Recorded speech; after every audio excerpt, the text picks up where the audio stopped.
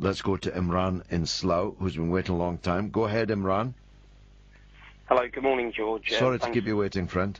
Oh, that's okay. Thanks for taking my call. Just a couple of points, George.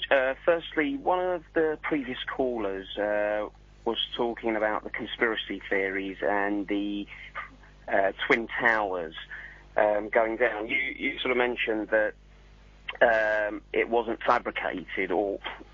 Well, I saw myself the aeroplanes hitting the Twin Towers.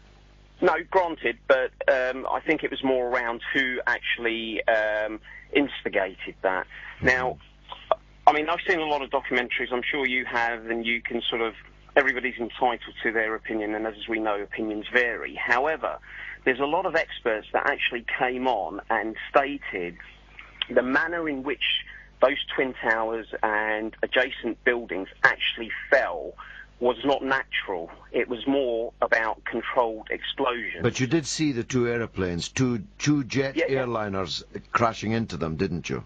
Absolutely, absolutely. You're not disputing that happened. No, absolutely not. And I mean, but in the same light, George, that could have been anybody that actually carried that out. Now, No. We saw from the CCTV in the airports from which the aeroplanes were hijacked, we saw the people go on board, and those people had previously been in flying schools. These are facts.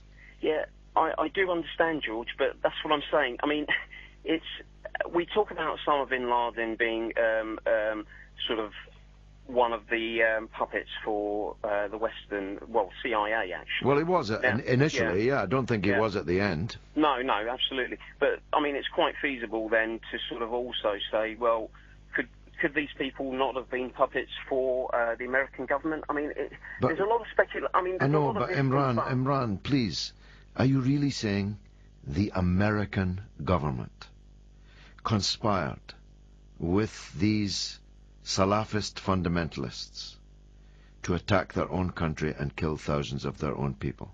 I'm not saying that because I think the American government is morally above such a thing. In fact, the American government has massacred millions of people around the world, from Vietnam, from Cambodia, in Chile, in Indonesia, in the Gulf, and in the various other places around the world. So I'm not saying they're not morally capable. The secret services, the military state of an imperialist country, including our own, is capable of very, very dire and dark things. I'm not disputing that, Imran. What I'm asking you is, do you really think that George W. Bush, who couldn't tie his shoelaces, couldn't chew gum and walk in a straight line at the same time, would be capable of such a gigantic, monumental, Everestian conspiracy without anybody, anywhere, knowing about it, talking about it? And do you know that the consequences of anyone breathing a word about such a conspiracy would be not just the destruction of the Republican Party, but the destruction of the American political system itself? It would be the end.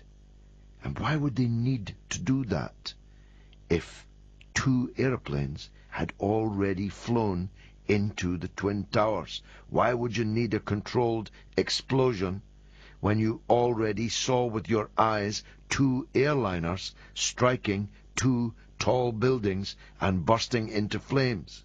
I'm sorry if I sound rough, but I'm so tired of these tired conspiracies. Of course there are conspiracies in the world, but everything is not a conspiracy.